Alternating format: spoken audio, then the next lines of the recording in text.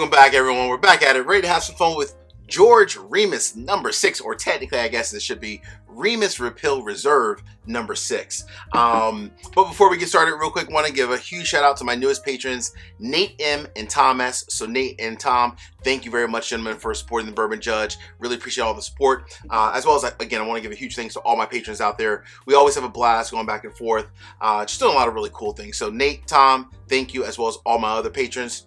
And funny, for this Remus Repeal Reserve number 6, the only reason I even have this bottle is because, again, one of my other patrons, my buddy Chris Bruno, put me onto it. So, I mean, I knew obviously it was coming out, but it was available where he lives, which is right over the line in Virginia. So Chris was like, Judge, you know, Remus Repeal Reserve number 6 just hit the Virginia ABC. So Virginia is a state-controlled store. It's not available by me in Delaware and Maryland, but Chris lives right there on the edge. So he was like, Judge, it's available. If you go online, buy a bottle, I'll drive and pick it up for you. So, hey, Chris, love you, brother. I appreciate you, my man. So I was so hyped to get this bottle. Hell, I even drove after all day being in jury duty to meet up with Chris and to grab this bottle. So I'm going to go ahead and pour it while I discuss it. All right, there we go.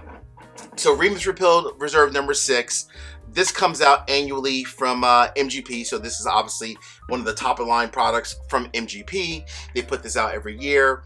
If you recall, last year, Remus Repeal Reserve number 5 was my number 1 whiskey. I had a couple different categories, but for the standard, everyday available stuff, this was one of my number 1 whiskeys that I rated last year, and I absolutely loved Remus Repeal Reserve number 5. Absolutely fantastic. I actually finished my old bottle number 5 last night. I literally just finished it in preparation for this one.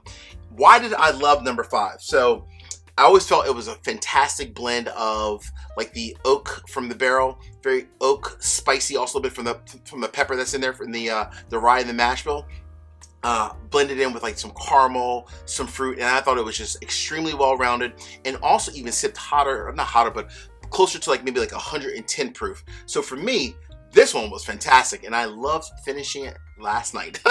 This is my backup to the backup of the backup of Remus Reserve number 5. Still got my next one ready to go. And it was just as good last night with the last drop as it was with when I first had it before.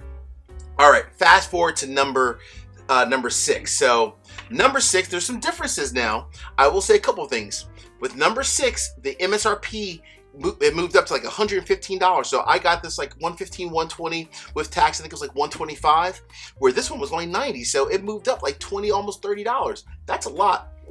They both stayed at 100 proof, so there's no difference there. But there are a couple key differences. So with number 6, this is a blend of, and there's always 5 different bourbons mixed in here, 5 different whiskeys mixed in. So it's 54% 8-year bourbon, 44% 10-year bourbon, and only 2% from 2008 or 14-year bourbon. So that's a big difference. So primarily, honestly, if you think about it, this is primarily, it's pretty much almost split equal between 8 and 10-year bourbon, or you can call it a 9-year.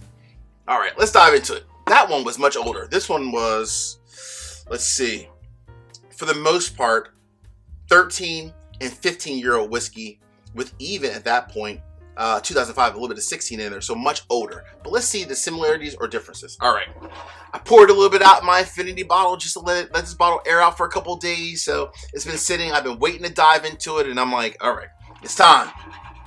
All right, before I dive into this, a couple favors. Number 1, hit the like button. Number 2, drop me a comment. Let me know, have you seen this yet in your it's called in your neck of the woods? Again, I didn't see it around me. Luckily, Chris found it. And last but not least, please make sure you also subscribe. You know, I have the whole drive to 10, baby. Drive to 10,000 subscribers. Hit the subscribe button now. All right, let me get to the nose. Interesting. Oh. Wow. Okay. So this is a lot more fruit, a little bit of maple syrup and a little bit of honey as well, but a lot more like blackberries, some strawberries, even like some pears or peaches in there. And obviously it's a blend of mostly 8 and 10-year bourbon for the most part. With there is, don't get me wrong, there is 2% 14-year-old bourbon in here as well. So you definitely have some good character from the depth of the from like the oak from the barrel. So it's more sweet in the nose than it is more like caramel brown sugar. A lot more like, again, the blackberries, the peaches, pears, apples, smidge of maple syrup, and a smidge of honey as well, and a little bit of the oak coming through as well. All right, well, here we go, folks. It's been a long time coming. One of the hottest releases planned for 2022. I hope it does not disappoint. We shall see. Cheers, my friends.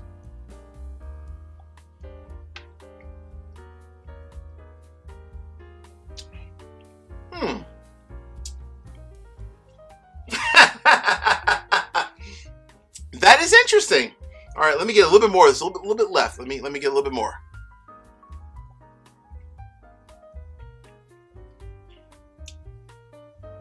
Interesting. Very interesting. Woo! So I'm gonna say a couple of things before I give you the verdict on this one. Number one, everything in the nose matches the palate. This is very much a relaxed experience. It's a lot more fruit, a lot more blackberries, a lot more strawberries, definitely a little bit of apples, even some peaches in there. That came through from the nose to the palate as well. What I will say, I'm gonna give you the verdict, and then I'm gonna give you the reason why. I'm gonna give you two verdicts here. You're getting 2 for 1. This is a 2 for 1 special, baby. A twofer. So the first verdict is, Judge, is this a buy, leave it on the shelf, or is it a split decision? Woo! The second verdict is it better than number 5? Folks, the verdict is in.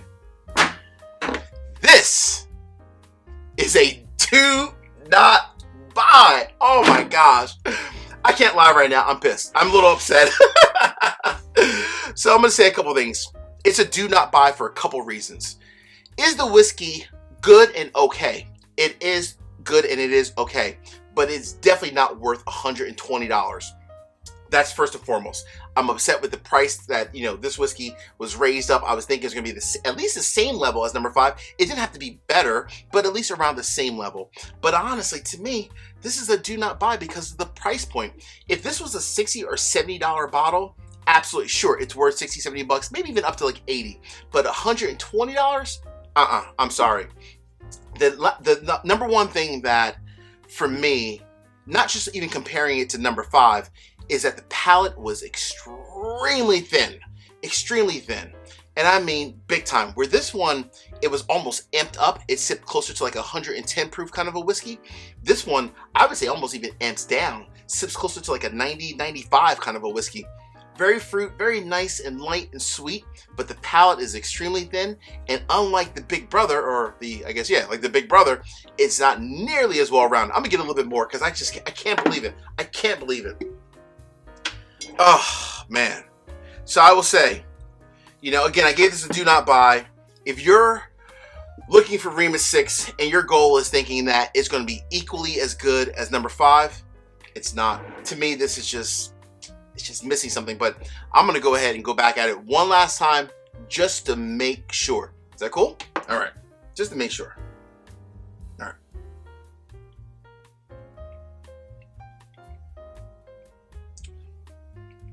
Damn. Folks, this is a do not buy. It's a shame. This is not going to be on my top 10 list. Not even the top 25 this year. I'm sorry. I hate that that's the case, but it is what it is, right? Hey, my friends, until the next time, peace, cheers, salute, take care.